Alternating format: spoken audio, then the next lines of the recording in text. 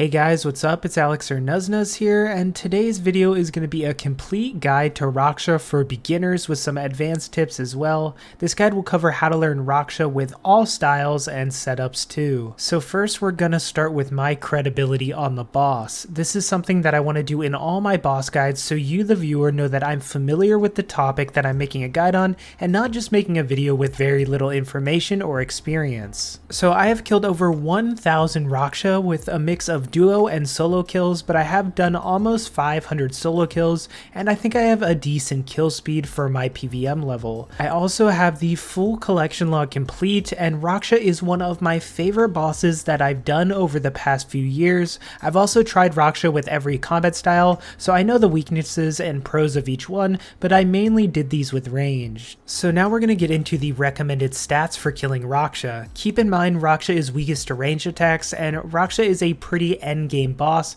especially if you're trying to solo. So I would recommend you have 90 plus combat stats. 95 prayer is also a must for soul split and turmoils, as well as 96 herb lore for overloads, and I would also recommend 96 summoning either for a pack yak or a ripper demon that you can use once you're more experienced. Also, the bladed dive ability is highly recommended as well. I'll leave a link in the description on how to unlock it in case you're wondering. So now I'm going to talk about the mechanics that you'll learn when doing Raksha. So Raksha is a boss that is actually going to teach you a ton about PVM when it comes to getting better, but the most notable thing you're going to be learning is prayer flicking. Now Raksha attacks with all three styles, and you'll be almost constantly prayer flicking when you're fighting the boss, so having your protection prayers keybinded is a must, as well as soul split, because flicking with soul split is going to help keep you alive. You'll also be learning how to use the action button, which can also be keybinded as well during the last phase of Raksha. The action button is used to give you a boost of damage, so it's similar to how the button is used at Solak, Karapek for the time warp, and other places, so this is something you'll need to be aware of. So for the location, Raksha is located on Anachronia and is only accessible after unlocking Anachronia and then completing a short mini quest that I'll link a guide to in the description if you want to see how to complete it. After completing this mini quest, you'll be able to easily access Raksha in the Orthan Chamber. So now we're going to go over some basic information about Raksha that should be noted. Raksha is a boss with 800k health and attacks with 3 different styles: ranged, magic, and melee. But as mentioned before, prayer flicking is very important. The boss is poison immune, meaning Cinderbanes and weapon poison are not useful here and won't work. Raksha is also weak to the Hex Hunter bow, but in all honesty, criminal bolts are probably going to be better for you. Raksha has 4 phases, one that requires the use of an action button, so of course, like I said, make sure you have it located on your interface in a good spot or keybinded. Now we're going to be moving on to the notable loot that's dropped from Raksha, which includes 3 different Anachronia boots, the most valuable being the fleeted boots, going for around 47 mil or so as of today. The Shadow Spike is also a good drop, which is used to upgrade these boots to tier 90, which sells for around 245 mil. And then we have the 3 codexes, which unlock new abilities, most notably the Greater Ricochet Codex, which is the big drop that you'll be aiming for to get from Raksha, selling for a whopping 1.7 billion GP as of current prices. Raksha is a very boom or bust boss, so the normal drops aren't going to make you a ton of money, but the unique drops, especially Greater Ricochet, make the grind all worth it once you get them. As for familiars to use at Raksha, the Ripper Demon is the best familiar, being as it helps you deal a lot more damage, although the use of a pack yak or beast of burden when you first start to learn Raksha is also really good. Just to try to get the mechanics down, I would recommend doing that, but once you feel comfortable, switching to a Ripper Demon is very good. In terms of auras, the best auras at Raksha are probably things like the Reckless Aura, Berserker Aura, and Maniacal Aura, which are just very powerful auras. However, you can use something like Majorat or Dark Magic at Raksha if you have decent accuracy, because Raksha isn't as accuracy dependent as something like Telos, and then you can also use something like Inspiration if you have Hydrix Bolts, but I usually stick to the Berserker auras. Now before we get to the gear setups, in terms of the special abilities or items that you're going to want to have for Raksha, Having the Bladed Dive ability, which is unlocked after purchasing it with Anima during the Shattered Worlds minigame, is very important to have for this boss. This is vital for clearing the shadow pools at Raksha and ensuring very smooth kills. Also very important is to have Laceration Boots and an AoE weapon to couple with the Bladed Dive. Something like a Scythe is the best, however you can use a Dragon Rider Lance or even Lanikia Spear perked with Ruthless and can get by with that as well. I'll leave a link below to the Shattered Worlds minigame, shop, and everything like that so you can see how much Bladed Dive costs and how to get it. Alright, so now we're going to be moving into the gear setups, and I'll have everything labeled so you can pause the video and take note of things, but I'll also briefly go through it as well and explain things. So first we're going to talk about the high level range setup, which by no means is the absolute best in slot, but it's personally what I use and it's decently high level. We have Serenic armor, of course, and you can also use tier 92 Elite Serenic if you want. I have an Eldritch crossbow as that's what I'm currently camping, but Ascensions work just fine, same with Blightbounds. And then an Essence of Finality with a dark bow in it is what I use. Fleeting Boots are very good at Raksha too and very important overall for being able to run around and rapid fire. Then Nightmare Gauntlets or Enhanced Nightmare Gauntlets, since Cinderbanes do not work here. The Reaver's Ring is great here because the accuracy isn't too much of a problem. I'm also using the new Zuck Range Cape, but if you have the new Tribrid Cape, you can of course bring that too. Then I use the Scripture of Wen as a very good pocket slot item and a cheaper option. You can also use Arethdore's Grimoire if you want, but the price for me that it costs per hour isn't worth the slight DPS increase, at least for me personally. And then the Illuminated Godbook of Law or Scrimshaw of Cruelty or Ranging will also work if you don't have any of the other things I mentioned. And then I use Becriminal Bolts. I usually bring Ruby and then swap to Hydrix. Dragonstone can be a cheaper option as well to switch to if you don't want to use Hydrix, or you can bring Onyx if you really need the heals or are just learning. As for our inventory, it's pretty straightforward and simple. Just use your best overloads, an Enhanced Excalibur for healing, a Ring of Vigor switch, your best adrenaline potions, vulnerability bombs, and planted feet switch. And then I bring the Saren Godbow as a spec. It's extremely powerful at Raksha, and it will increase your kill speeds by a massive amount. So having it as a swap to spec or in your Essence of Finality, whichever you have, works great. And then of course, if you have any other Essence of Finalities like an ECB, you should of course bring those. Sailfish or Blue Blubbers will also work great if you're more experienced. Ceridome and Bruise, of course, an AoE weapon of choice like the Scythe, Lanikia Spear, Dragon Rider Lance, and then Laceration Boots as well to switch into. Spiritual Prayer Potions to restore your summoning points as well as your prayer, so your Ripper Demon does more damage, and then of course a shield switch. So now we're moving on to the entry level setup for range. So basically you can use Pernix armor. You could probably get away with like Elite Robin Hood or something like that. Amulet of Souls is very good here if you don't have Essence of Finality. You can use the normal Kiln Cape for range or just a skill cape if you don't have that. The Wyvern Crossbow is a very good weapon to use here. You can use Ascensions. You could maybe get away with Chaotic Crossbows, but I really wouldn't go much lower than that. Fleeting Boots are very important here. Even if you're on a budget, I think they're worth the 47 mil. If you don't have them, you could just wear the Laceration Boots since you'll have to switch to them anyway. Ascension Grips are something very cheap that you can use in the glove slot, and then Ring of Death, of course, since you're more than likely a beginner at the boss, it really helps. You can replace this with just wearing a Ring of Vigor if you can't afford a Ring of Death, but Criminal Bolts are very good here, so using stuff like Ruby, Criminal Bolts, Dragonstone Bolts, and then Onyx Bolts are really good for beginners because they can actually heal you a really good amount, so if you're struggling with food, Onyx Bolts can help you a lot here too. And then for the pocket slot, the Illuminated Book of Law is a pretty cheap option that's really good if you don't have the Scripture of Wen. I would recommend the Scripture of Wen over it just because of the cost per hour, but you can use the Illuminated Book as well, or basically any Scrimshaw that you want for ranged. As for the inventory, it's very similar to the high level setup with just a few key differences. So you still have your overloads, your Enhanced Excalibur, your Ring of Vigor, your best adrenaline pots you can use, Vuln Bombs, Planted Feet, Sailfish as your food. You'll probably want to use Sailfish over Blue Blubbers just because they heal more, and since you're just learning, it's good to have that food. Ceridome and Bruise, an AoE weapon. You probably won't have the Saren Godbow, which is why it hasn't been included in this, but if you do, of course you want to bring that. Laceration Boots as a switch as well with your AoE weapon, and then a shield switch. And then instead of Spiritual Prayers, since you'll probably be using a Beast of Burden, I just brought normal Super Restore. Alright, so now I'm going to be going over the melee and magic setup. Now I'm only going to show beginner setups for these two styles because they're the least commonly used at Raksha because Raksha is weak to range and most people range Raksha. However, I did want to give you a beginner setup for getting into Raksha with these styles,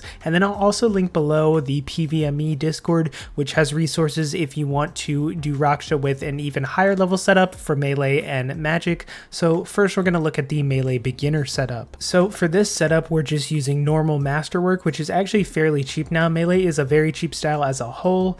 You can use Nomura blades, you can use a Dragon Rider lance, you can also use Drygors. The Dragon Rider lance or a weapon like that with range will allow you to like stay out of melee distance, which is nice. Amulet of Souls as well, Kiln Cape, Laceration Boots, Ring of Death, Armor Spikes, and then you can use a Vampirism Scrimshaw, or you can use like the Illuminated Book of War is a really good choice too.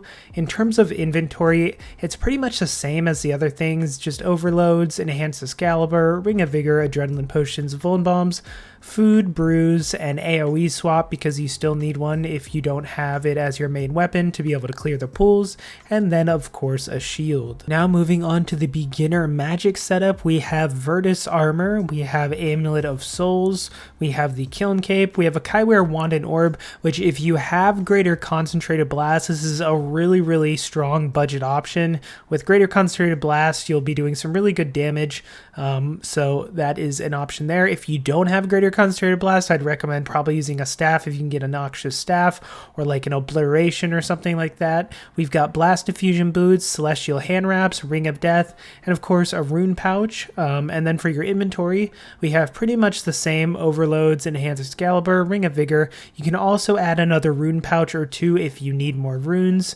Adrenaline Potions, Vulnerability Bombs, a Planted Feet Switch, Sailfish and Food, Brews, an AoE weapon for clearing the pools, and Laceration Boots as well. This is the best way to clear the pools. However, since you're maging, you could also use Blood Barrage.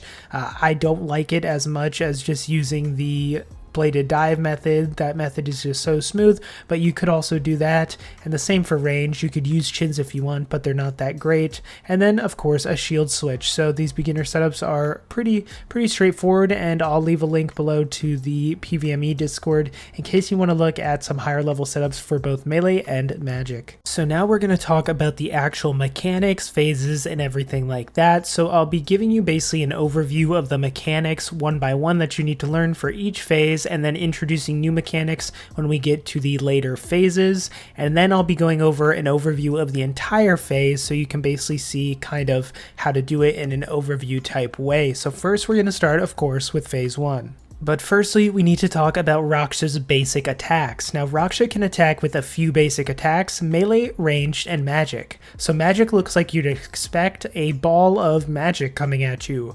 Raksha can also attack with range, which looks like some spikes being thrown at you as shown on screen. Raksha can finally attack with melee, where he lifts his head and bites down at you. Prayer flicking is basically required for Raksha, and a very important mechanic to know how to do or to learn while doing Raksha. Flicking to each prayer is crucial to not being dealt massive damage, and also flicking on Soul Split on the in-between time is very beneficial. Think of Raksha kind of like Jad, but with a bit smaller hits. So the first special we're going to be talking about that you'll have to deal with in phase 1 is the Tail Sweep / Charge special. If you're in melee distance of Raksha, he will do a Tail Swipe, which is an AoE attack. To effectively avoid this, you just need to step a few squares away from Raksha to avoid being hit. It'll take you a little bit to get the timing down from this, but it's pretty easy once you get used to it.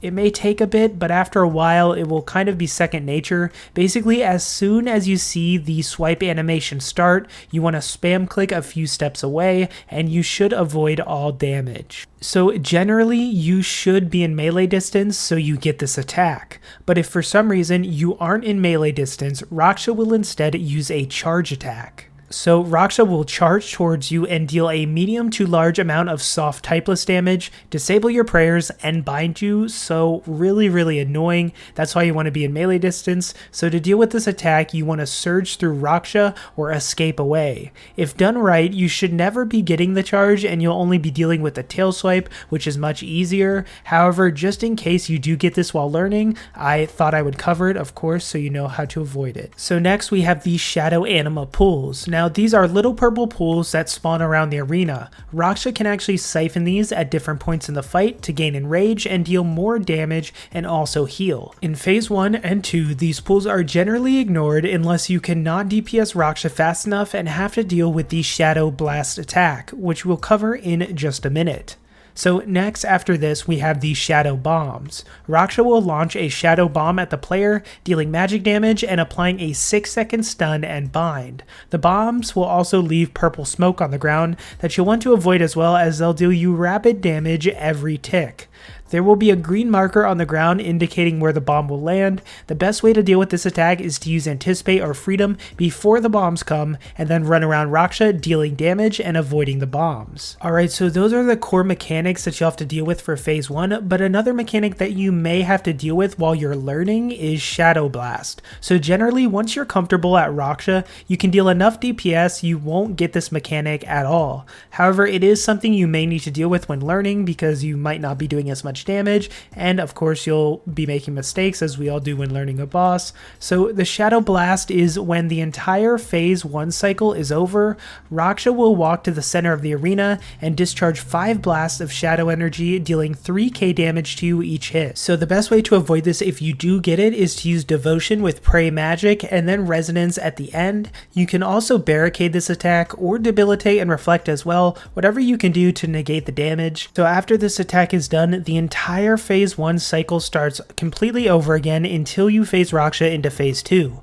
You'll need to deal 200k damage and get Raksha down to 600k health to start phase 2. So now we're going to go over the entire phase and the order of attacks. Raksha will start the fight with 4 auto attacks. Generally, you'll want to start the fight by using your ultimate ability, Vulnerability Bombing the boss, and dealing damage. After this, Raksha will do his tail swipe after 4 auto attacks, and you'll want to walk a few steps out of the way and then get back into your ultimate ability that's on the ground, and then Raksha will summon shadow pools. You can either kill these if you aren't confident in your damage or just ignore them.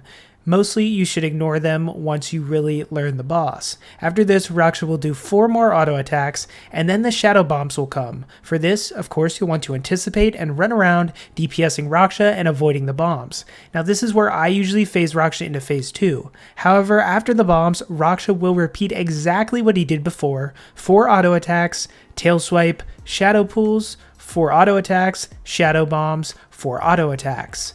Now, if you haven't phased Raksha yet, you will get this Shadow Blast mechanic that I talked about earlier and have to deal with this accordingly. If after the Shadow Blast, Raksha still remains unfazed, the cycle will repeat again. But mostly once you get the hang of it, you'll not be dealing with the Shadow Blast attack at all. You'll just be dealing with the tail swipe and the magic bombs basically while DPSing Raksha, and that's phase 1. So here's an example of a pretty fast phase 1. This is where I phase Raksha into phase 2 without getting any shadow bombs, and I basically only deal with the tail swipe, let alone a second stage of mechanics, and definitely not the Shadow Blast. So usually you will never have to deal with the Shadow Blast. So now we're going to be moving on to phase 2. Like phase 1, we'll need to deal 200k damage to Raksha, and phase 2 will introduce a few new mechanics which we'll go over right now before going over the entire phase. The first new mechanic is what happens directly after you phase into phase 2 for the first time, which is the Ceiling Collapse. During this mechanic, Raksha will stomp the ground with an animation that you can easily notice, and it will cause rocks to fall from above. It's very similar to Telos' Rockfall on phase 5. These rocks, however, fall in a 5x5 AoE radius, but essentially cover a 7x7 area. Rocks will continuously fall around you during this time, and it will hit you if you don't move. So to avoid this, the best way is to just keep on moving. If you don't stop moving and watch out for any stray rocks, you should be fine. These rocks will deal you damage, but they won't kill you in one hit. You can also use something like Debilitate or Disruption Shield to block a bit of damage too. Alright, so the only other new mechanic you'll be encountering on Phase 2 is going to be the Poison Mind special attack. This special will cause the player to be stuck in place and not be able to move. Basically, you're trapped. Raksha will spawn 2 to 5 orbs around you, depending on Raksha's enrage, which at the start of Phase 2 should be low or 0 unless you've encountered the Shadow Blast on the last phase.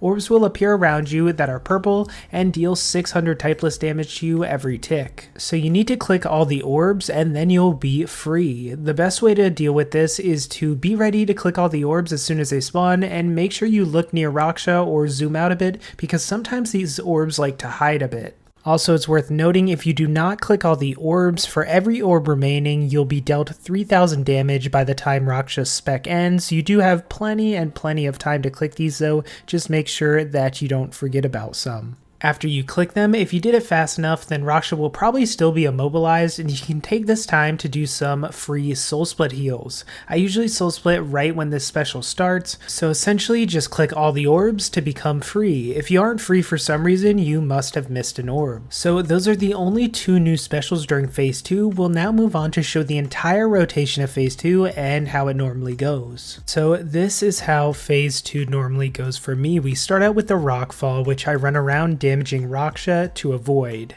So basically during this, you just want to watch out for all the rocks and try to deal as much damage as possible. After this, you'll be doing auto attacks. So Raksha will be doing 4 auto attacks, which in this scenario, it's just like every normal part of the fight. Just switch to the right prayers and try to deal as much damage as possible. Now after the 4 auto attacks are up, you'll get the Poison Mine, which you just want to soul split and then click the little globes on the ground and then continue damaging Raksha. So after this, you'll basically have 4 auto attacks where you can deal more damage, and then you'll get the tail sweep after those 4 auto attacks. This is when I usually phase into the next phase. However, if you don't, I'll go through the rest of the mechanics that will happen now. So if you don't have a phase, you'll then get the shadow pools, and then you'll get 4 auto attacks. After these 4 auto attacks, you'll get the shadow bombs again, but instead of the normal 1 shadow bomb, you'll now get 3, so you'll just have to run around a bit more. Then you'll get 4 auto attacks once again, and then another tail sweep, and then shadow pools once again. And then you'll get 4 more auto attacks, and then shadow blast. Like I said, you shouldn't make it to the shadow blast, but if you feel like your damage isn't there, you can always kill the pools. But normally, you should be able to DPS Raksha before you get to those 3 shadow bombs or the second tail sweep. So moving on to Phase 3, which starts with a Rockfall again. We will talk about how to go about Phase 3 in its totality, but first I want to mention the new things you'll be encountering in this phase. The first is going to be clearing the shadow pools. So before we just ignored them on the earlier phases, but now we actually have to clear them at the very start of Phase 3. The reason is because Raksha will start to siphon them and gain enrage, making Raksha hit much harder, spawn more of the little purple energy balls, and just make the fight way harder than it needs to be. So basically, to clear the pools, you want to wait until Raksha is just finishing stomping around after the Rockfall. Then this is when you clear the pools. So to clear the pools, I usually start in the middle of the arena and equip my AoE weapon, laceration boots, and then I turn on my melee turmoil. However, you don't have to turn on the turmoil, but it just gives a little more guarantee that these pools will die. Since bladed dive ability resets when you kill your target, you'll first want to click the bladed dive ability and dive to the first set of pools on the left. Make sure you click directly on the pool and try to click the pool closest to the middle of the pack. If done correctly, you should dive to the pools and kill them. Then you want to repeat this, diving to the next set of pools and so on until you made it all the way to the other side of the arena and cleared all 4 sets of pools. If you leave any pools up or miss some, you can always go back and tag them quick after you clear them. Normally, you should only miss a few and it won't bring up your enrage too much. If you miss a lot, you might want to restart, because usually this just makes it not worth worth it. This is by far one of the hardest and most important parts of the Raksha fight, just because I know so many people struggle with phase 3 because they don't clear the pools correctly or at the right time. Once you figure out how to consistently clear these pools, which will take practice, it will be so much more smoother of a fight. If you aren't killing all the pools in one hit, you can either get a higher tiered AoE weapon, turn on melee turmoil like I did, or get the ruthless perk on your weapon as well to help out with that. You're also probably going to be taking auto attack damage while you're clearing the pools, so it might be a little hard at first, but try to get used to switching the prayers at the same time as you're clearing the pools. You shouldn't have to take too many. In this clip I only took one, but you just have to watch out for that. Alright, so now the only other new mechanic for phase 3 is a minion spawning. Raksha will spawn a minion after 4 auto attacks at the start of the phase, which is a shadow manifestation. When this minion spawns, it will come and attack you. They have 10k health and can be very easily killed. I usually target this minion right away and kill it immediately as it spawns. The reason you want to kill them so fast is because they can deal some pretty hard damage because they have a frenzy attack that can hit you with a series of melee hits, and also can debuff your armor. If this minion is for some reason still alive for a good while, you can use devotion with pray melee when it uses its frenzy attack, which can help negate that damage. However, it's just recommended to use a threshold or a few abilities right away to kill it fast. Alright, so now we're starting on phase 4. So the rocks will start to fall and you want to deal damage to Raksha and run to the middle. Raksha will be doing auto attacks to you and you want to clear the pools exactly how we talked about. Once the pools are cleared, then the minion should be spawned. You can go and kill any stragglers and then immediately try to kill the minion as fast as you can. So once the minion is out of the way, the next attack will be the Poison Mind, which you just want to click the little orbs around. You shouldn't get too many. You might get more depending on how high your enrage is if you missed any pools. So after this, Raksha will then do 4 auto attacks, and then after that, Raksha will do the 3 shadow bombs just like phase 2. Then Raksha will do 4 more auto attacks, then the tail sweep or charge, and then again the shadow pools. So more than likely you should phase this before the shadow pools happen again, and then you should be entering phase 4. Raksha is all about damage, so being able to deal damage while you're avoiding these mechanics is going to really help, because then of course you phase them faster and have to deal with less mechanics. If you don't phase Raksha fast enough, you won't get the shadow blast anymore. The cycle will just continue repeating for auto attacks, minion spawn, poison mine, 4 auto attacks, 3 shadow bombs, etc. Just like you see on screen. You will need to clear the pools again because Raksha will continue to siphon at the same times as well, so you want to be clearing them. Alright, so now we've made it to the final phase. Some consider this the most challenging phase, and it really is hard when you first start learning, but after practice it becomes very easy and just like muscle memory, and you'll take very little damage if done right. You're transported to a new arena for this phase, and first we're going to go over the new mechanics that you'll learn on this phase, and then we'll talk about the whole phase itself and strategy. So the new mechanics you'll be learning is first the Erebus charge attack. Raksha will stop performing auto attacks during this attack and will get a blue shield to surround him. A health bar will appear showing the health of this shield, and you basically need to break the shield by killing it. The damage you need to deal to break the shield is based upon how much enrage Raksha had absorbed during the fight. The minimum health of the shield is 10k. If you do not break this shield in time, you will be instantly killed. If you're not hiding behind a pillar, that is. Most of the time, unless a shield is like 30k health or above, you'll be able to easily kill it in time.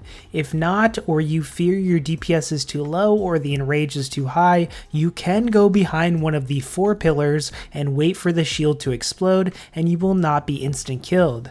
However, if you do this, the rest of the fight will be a lot harder. Now, the reason the rest of the fight will be a lot harder is because of our next mechanic that we will be learning, and this mechanic happens when the shield is killed killed, Raksha will unleash Anima crystals around the room, purple little crystals on the ground. You want to run around and it will pick up these crystals when you get near them, and then you'll be able to click the action button on your screen and use the Inner Power ability. The Inner Power ability increases your damage dealt by 10% per stack of Shadow Anima, which makes an 150% damage increase for a little bit when you collect 15 fragments. Now normally though, you don't want to waste time by trying to run around and pick up every single shard.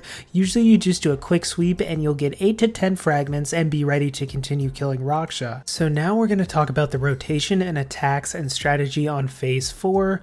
All the attacks in the cycle will be on screen, but I'm going to explain it first, then I'll go through a full phase in depth. So basically for phase 4, Raksha starts off with an Uber heal, which heals 200k HP. This will happen right when you go in. After this, Raksha will do 2 auto attacks, and then the tail sweep or the shadow bomb, depending on where you are standing. You want to force Raksha to always do the tail sweep. To make this possible, you need to be standing in a certain spot and then running away when the tail sweep attack comes, and then run back to that spot. You need to stay within 2 tiles, or else if you're farther away, you will get a shadow bomb sent at you. You can choose the right spot to run back and forth so you can stay out of shadow bomb range and just take the sweep. If you do this, you can basically take 2 hits, avoid the tail swipe by clicking back, and then walking back to your original spot into range. You can basically just continue this entire thing while dealing damage. When the shield comes, you want to kill it. You want to run around and collect the shards of Anima on the ground,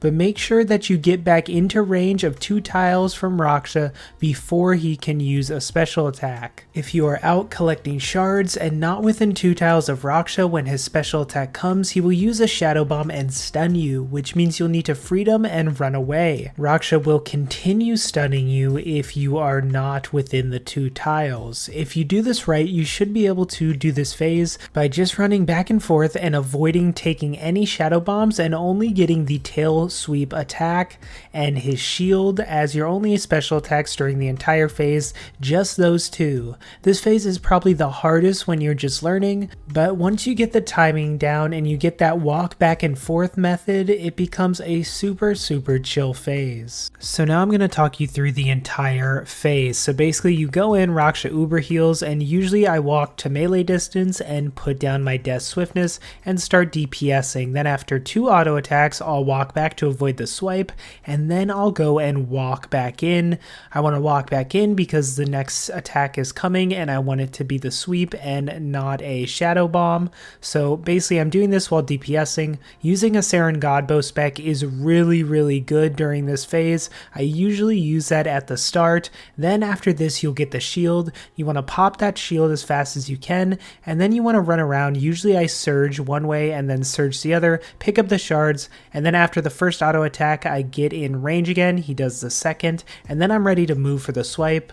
You can see I basically use my action button, so now I have the boost from the Shadow Anima, and now I'm making sure I'm in melee distance so then I can walk away from the sweep again, and all this is happening while I still have that boost up now since I collected those shards, and I'm basically just swapping prayers. I even missed one there, but that's okay. I walk back, turn on my soul split, and I'm dealing a ton of damage since I have that buff, walk back in, take 2 auto attacks, get ready to walk away, and Raksha is dead. So the biggest tips I can really give you for this phase is practice the 2 auto attacks, walking away, and then walking back in. That is the core of this phase. If you can do that, you can do this phase no matter how long it takes you, no matter how little DPS you're dealing or how slow it is. That's basically the phase. If you're able to break the shield when it comes up, and you're able to walk back and forth while switching your prayers, because the hardest part probably is learning how to do that, walk back and forth every 2 attacks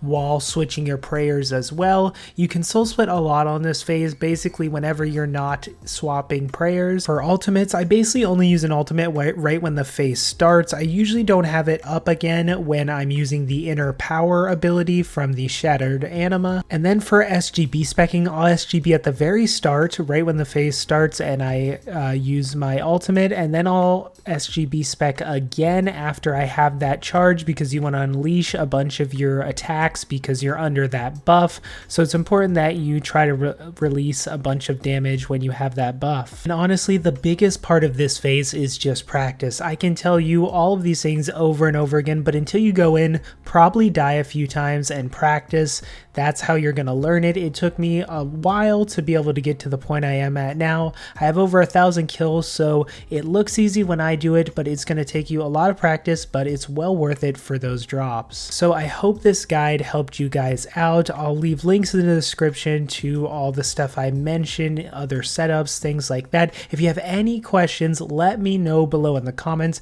If I did forget anything, I'm sorry. This guide's over 30 minutes and I tried to include basically everything I could think of to make this as detailed as possible. If it did help, a like would be super appreciated, as it helps, show people that this guide is good. And you can subscribe if you want more boss guides like this. And yeah, thank you all for watching. Good luck on your Raksha kills, and I'll see you in the next video.